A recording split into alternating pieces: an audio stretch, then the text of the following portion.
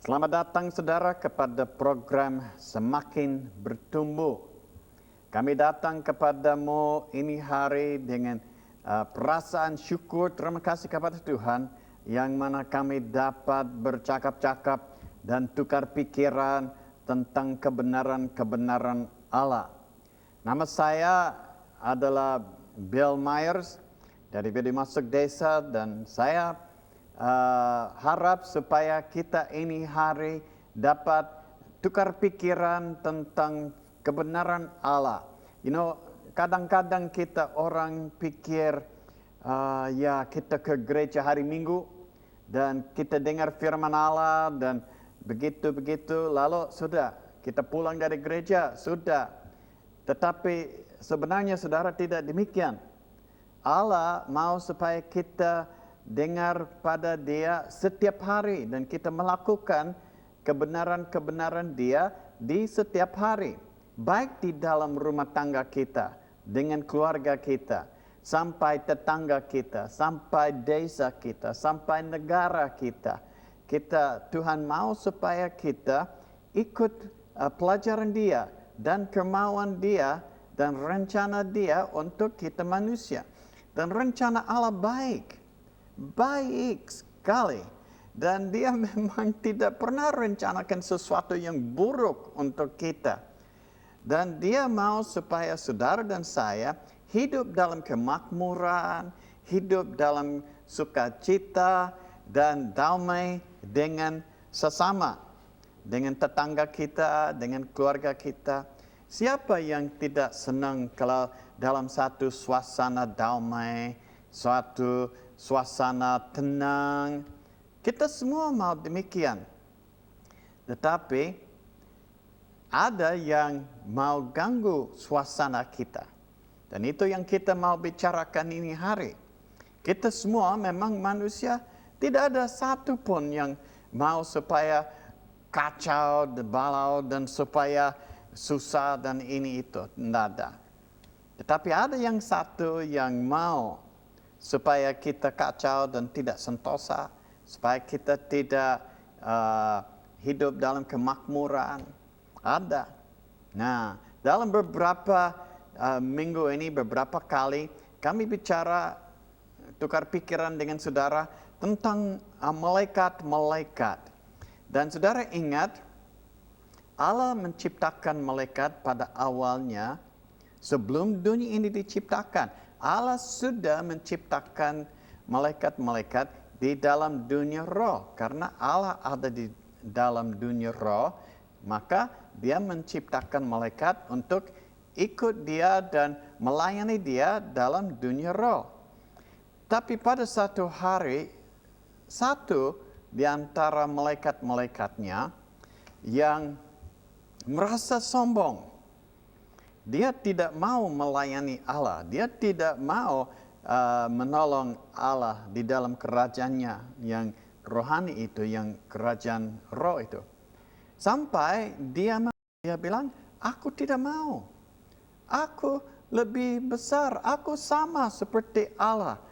Masa aku mau melayani Dia? Sampai waktu itu kita baca dalam Alkitab, ada yang malaikat itu namanya Lucifer. Dia yang berontak. Sampai dia bilang, aku tidak mau melayani Allah. Aku mau duduk di takhta sama seperti Allah. Nah, bagaimana? Sebenarnya itu lucu, bukan? Yang diciptakan berkata kepada yang menciptakan dia, aku sama seperti kamu. Wah, tidak mungkin. Tidak mungkin. Gila itu sebenarnya. Gila dan tidak waras, tidak logik untuk orang yang pikir begitu. Bahkan untuk malaikat, dia pikir begitu, tidak logik, tidak baik itu. Maka kami dengar bahwa Allah sudah mengusir Lucifer ini dari surga, dari tempat dunia roh. Yang Lucifer itu diusir oleh Allah.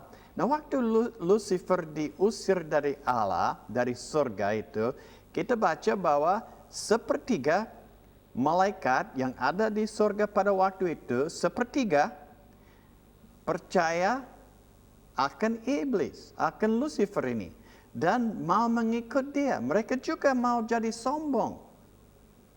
Mereka tidak mau melayani Allah dan melayani perintah Allah. Maka mereka sombong dan mau bergabung dengan si Lucifer ini. Waktu mereka bergabung dengan Lucifer, mereka memberontak. Mereka bilang tidak mau. Saudara tahu bahwa Lucifer ini dia diciptakan Allah, hebat orangnya, malaikat itu, hebat. Kalau menurut firman Allah di dalam Yesaya pasal 14 ayat 12 sampai ayat 14, dia memang diciptakan indah, bagus dan cakap. Dan dia sanggup, dia memang cakap boleh bilang. Dan dia memang berkuasa. Dia tinggi, dia diciptakan dalam tingkat yang tinggi. Dia bukan yang begitu-begitu aja. Lucifer memang cakap dan pandai. Tetapi waktu dia menyombongkan diri dan merasa bahwa dia tidak mau melayani Allah lagi, dia memberontak namanya. Allah sudah bilang, ya sudah cukup sampai di sini saja. Lucifer, kamu dengan orang-orang yang ikut you, dengan malaikat-malaikat yang mau berontak juga, kalian semuanya mesti tinggalkan surga. Dan kami baca dalam Yeskiel, kitab Yeskiel dalam perjanjian lama, pasal 28 bahwa dia, karena dia sombong, Allah keluarkan dia dari surga. Karena dia sombong. Nah, kita semua tahu, saudara, orang yang sombong suka sifatnya bagaimana. Bukan mereka seorang yang agresif, seorang yang ya. Atau apakah seorang yang sombong dia lemah lembut, sepi dan lemah lembut ini? Tidak. Seorang yang sombong tidak lemah lembut. Dia orang yang gagah dan aku benar, aku ini, aku. Dan dia mau melawan semua, dia mau singkirkan semua yang tidak sama seperti dia. Dan dia tidak rasa ada lagi yang sama seperti dia. Orang sombong begitu. Kita semua kenal orang sombong. Di dalam lingkaran hidup kita, kami dapat bertemu, kita sering bertemu orang yang sombong. Dan tidak ada satu yang ada roh damai yang mana dia mau sama-sama. Tidak ada. Orang sombong tidak mau sama-sama. Dia tidak mau melayani bersama-sama. Dia tidak mau bekerja bersama-sama. Dia tidak mau pikul beban bersama-sama. Dia tidak mau, orang sombong. Maka, kalau dia jadi sombong, Allah memisahkan mereka, Lucifer dengan iblis ini, dari tempat diaman mereka yang di surga, dunia roh. Nah, waktu dia dikeluarkan dari surga, Allah melemparkan dia ke bumi ini.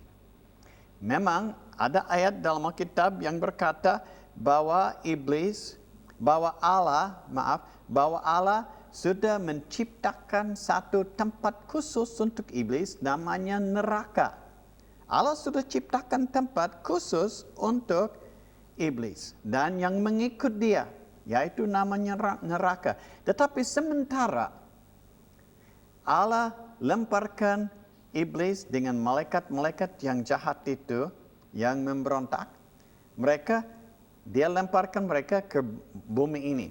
Nah, maka kami setiap hari boleh bilang menghadap si iblis, Lucifer ini. Dan waktu Lucifer dikeluarkan dari surga, dikasih nama lain. Waktu di surga namanya Lucifer. Kalau dia sudah dikeluarkan dari surga, Allah memberi dia nama yang lain, yaitu setan, iblis. Nah, setan, iblis itu Selalu ada suaranya seperti keras yang tidak lemah lembut ini. Seperti orang sombong namanya. Jadi Allah kasih dia nama setan dan iblis. Nah, pada waktu dia dilemparkan ke muka bumi ini, kita baca dalam Alkitab bahwa dia seolah-olah berkuasa di dalam dunia ini. Dia yang berkuasa. Nah, kelihatannya memang dia berkuasa. Tapi jangan lupa saudara, Allah membatasi dia. Allah membatasi dia. Allah memang serahkan kekuasaan dunia ini di dalam tangannya iblis dengan malaikat itu jahat. Tetapi ada batasnya. Nah, itu yang penting saudara dan saya mengerti. Bahwa Allah memang lemparkan dia ke muka bumi ini sambil dia sedang jalan ke tempat diaman yang kekal itu, yaitu neraka. Berarti iblis, setan itu tidak lama di muka bumi ini. Tidak lama dia di bumi ini. Pada satu waktu nanti, dan waktunya sudah ditentukan oleh Allah, iblis akan dipindahkan dari dunia ini dan masuk ke neraka untuk selama-lamanya. Dan kalau dia ada di neraka, dia tidak akan ganggu lagi saudara dan saya atau manusia yang di bumi ini. Jadi pentingnya kita mengerti bahwa memang dia berkuasa di bumi ini sekarang, tetapi terbatas kuasanya, nomor satu. Dan nomor dua, dia akan dipindahkan ke tempat yang sudah diciptakan untuk dia dan semua yang ikut dia, yaitu neraka. Nah, dia dilemparkan ke dunia ini, Lucifer ini, waktu dia dilemparkan ke dunia, Allah tidak menghapus semua keindahannya, atau menghapus kepintarannya, atau menjadikan dia satu makhluk yang lain bentuknya. Tidak. Lucifer dikeluarkan dari surga dan dia dilemparkan ke muka bumi ini dalam bentuk yang sama. Tidak dirubah oleh Allah. Maka kekuatan dia, kecakapan dia masih ada padanya. Masih ada padanya. Tidak beda daripada waktu dia di surga. Nah, ini penting kita mengerti juga. Karena kita selalu diajar dari waktu kita kecil, dari waktu kita bayi yang kecil, sampai seperti rambut yang putih seperti ini. Kita sering dengar dan kita sering ada tanggapan bahwa iblis itu adalah suatu makhluk yang ada tanduk dan ada merah dan mukanya kayak macam-macam yang menakutkan dan macam-macam ini yang menakutkan. Oh no, tidak. Tidak, 1000 kali tidak. Dia memang masih bentuknya seperti malaikat yang cakap, yang indah itu. Masih seperti itu sekarang. Maka kami selalu diajar, kami harus takut akan setan. Karena setan itu dia selalu ada senjata atau ada tanduk dan dia selalu mau menghancurkan dan takutkan kita. Sebenarnya itu tidak benar, saudara. Tidak benar, sebab waktu dia dilemparkan dari surga, Allah tidak merubah bentuknya. Allah tidak merubah sifatnya. Maka dia datang ke dunia ini, dia masih cakap, dia masih indah, dia masih berkuasa, sama seperti waktu dia di surga. Nah, ini penting. Sebab dia dikeluarkan dari surga karena apa? Karena dia sombong. Karena dia sombong. Bukan karena dia ambil senjata pada satu hari dan todong Allah, bilang Allah, you begini atau begitu, aku akan tembakmu. No, tidak.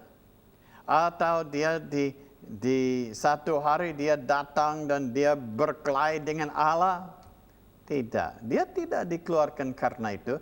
Dia dikeluarkan karena dia sombong. Ini juga penting kita mengerti. Dia dikeluarkan karena dia sombong. Dia meninggikan diri sampai dia rasa dia sanggup. Tidak perlu Allah.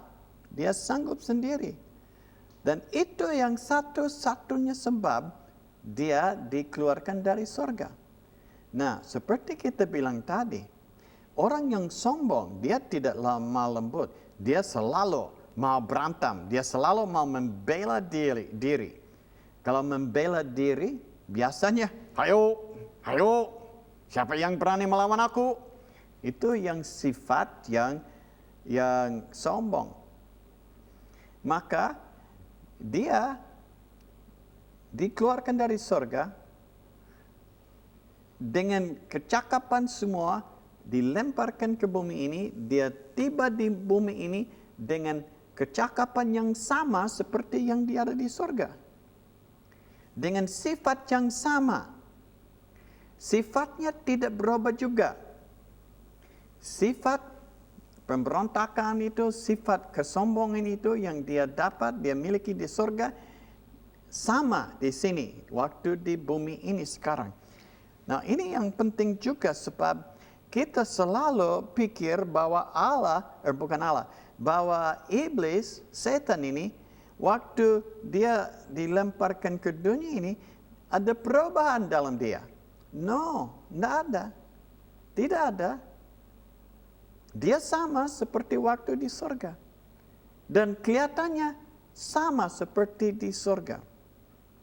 Nah, memang kita baca dalam Alkitab ada ayat yang berkata bahwa iblis itu, setan, dia suka datang kepada saudara dan saya.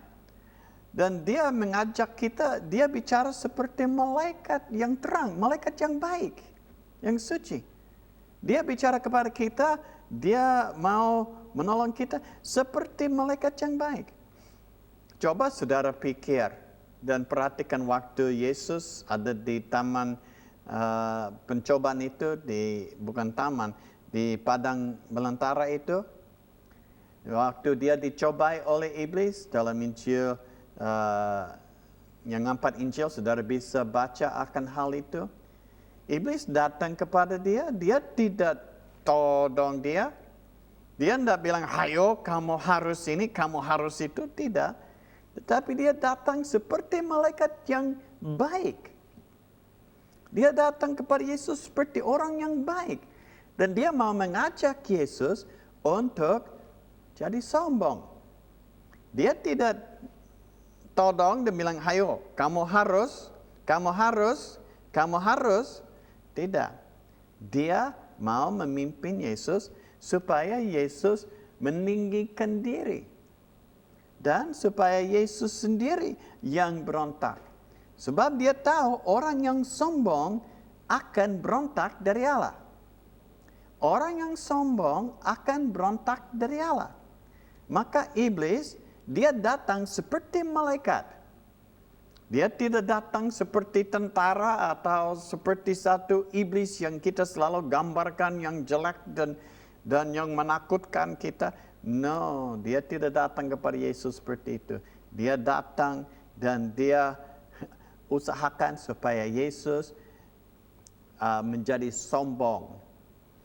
Dan kalau Yesus menjadi sombong, sudah berarti bahwa dia akan berontak juga dengan Allah Bapa. Nah, dengan pengertian ini tentang iblis, ada satu hal yang kami mau perhatikan yang sungguh-sungguh.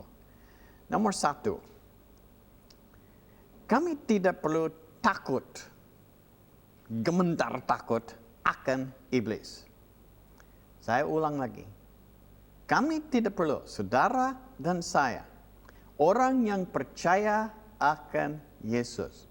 Orang yang sudah menjadi anak Allah menurut Injil Yohanes. Yesus dalam Injil Yohanes. Orang yang sudah menjadi pengikut Kristus, dia tidak perlu takut akan gangguan iblis. Memang iblis akan ganggu, tetapi dia ada batasnya. Ada batas. Ada batasan yang mana dia dapat mengganggu kita. Dia bisa atur supaya suasana keliling kita kacau atau macam-macam dan bikin nakut kita. Oke. Tetapi dia tidak bisa pegang kamu. Dia tidak bisa pegang dirimu. Kalau tidak diizinkan Allah, iblis tidak dapat pegang kamu. Dan dia tidak dapat mengaruh kamu kalau engkau tidak izinkan dia. Jadi kita tidak perlu takut akan iblis. Dia memang pintar. Dia memang cakap. Dan dia memang pemberontak. Dia memang orang sombong. Tetapi dia tidak dapat mengganggu saudara pribadi. Kecuali saudara izinkan dia. Sebab ini satu hal yang indah pada orang Kristen yang percaya akan Yesus. Saudara mau tahu bedanya yang lain? Ini satu bedanya. Kita orang yang percaya akan Yesus Kristus sebagai anak Allah, sebagai juru selamat kita diberi kuasa untuk menahan, untuk singkirkan si setan dan iblis. Dan kita tidak perlu takut. Saudara coba tanya kepada yang lain-lain di dalam dunia ini yang tidak percaya sama Tuhan. Sering saudara akan dengar mereka takut akan iblis. Mereka takut setan-setan. Coba kalau you datang ke satu kuburan dan di tengah malam orang takut setan-setan. Mereka bilang ada setan-setan di situ, aku tidak mau. Atau masuk satu gedung yang gelap tengah malam, jam 2, jam 3 tengah malam ini, masuk satu gedung yang gelap itu, yang tidak dapat melihat atau apa-apa, takut. Karena apa? Oh, ada setan-setan. Dan juga kalau ada orang meninggal dunia di dalam satu rumah boleh bilang, orang takut masuk situ kalau malam, takut ada setan-setan. No, itu yang pikiran orang yang tidak kenal akan Yesus. Orang yang kenal akan Yesus tidak percaya bahwa setan-setan itu bisa menakutkan. Karena Yesus berjanji, kalau kami percaya akan Yesus, dia akan menolong kita, akan memberi kita kuasa untuk menahan dia, untuk menyingkirkan si setan dan iblis. Ada lagi ayat yang dalam Alkitab yang berkata kepada kita supaya kita menolak dia. Dan kalau kita menolak dia, dia akan pergi. Iblis tidak akan terus. Kalau saudara bilang, pergilah kamu, dia akan pergi. Sebab Yesus beri kuasa kepada kita. Orang yang percaya akan Yesus diberi kuasa oleh Allah untuk mengusir setan. Nah, apa artinya? Itu kita bisa baca, saudara bisa baca itu di dalam Injil Markus pasal 16 ayat yang 17. Yesus berkata, aku akan memberikan kepada kamu kuasa untuk mengusir setan-setan. Jadi mau takut apa sama dia? No, kita tidak mau takut. Kita mau percaya bahwa dia ada. Dan kami mau mengerti bahwa dia ada. Dan kita mau mengerti bahwa dia memang berkuasa. Dan dia memang ada ini dan ada itu. Tetapi saudara, kita tidak mau takut akan dia. Karena Yesus memberi kuasa kepada kita untuk mengusir dia. Maka kami tidak perlu takut, saudara tidak perlu takut untuk masuk satu kuburan. Saudara dapat masuk kuburan itu dan berteriak, hei setan-setan, pergilah kamu dari sini. Dan mereka harus pergi. Harus pergi. Saudara bisa masuk dalam satu ruangan yang mana ada orang yang mati dan kacau balau itu dan waduh yang semacam itu. Kita tidak perlu takut. Kami dapat berdiri di pintu kamar itu, ruangan itu, dan kami dapat berkata, "Hei setan-setan, pergilah kamu dari tempat ini." Dan mereka harus pergi. Demi nama Yesus, kamu harus pergi. Mereka akan pergi. Itu yang janji dalam Yesus sendiri, dalam Alkitab. Saudara bisa baca. Baca, coba. Buka sekarang Alkitabmu kepada Injil Markus pasal 16 ayat yang 17. Saudara bisa baca sendiri. Bahwa saudara yang percaya akan Yesus. Tidak setiap orang bukan dari lain agama atau apa. Ini Yesus yang berkata. Dan dia berkata kepada orang yang percaya sama dia. Dia tidak bicara kepada semua orang. Dia bicara kepada orang yang percaya akan dia. Jangan takut. Aku memberi kepada kamu kuasa untuk mengusir setan-setan.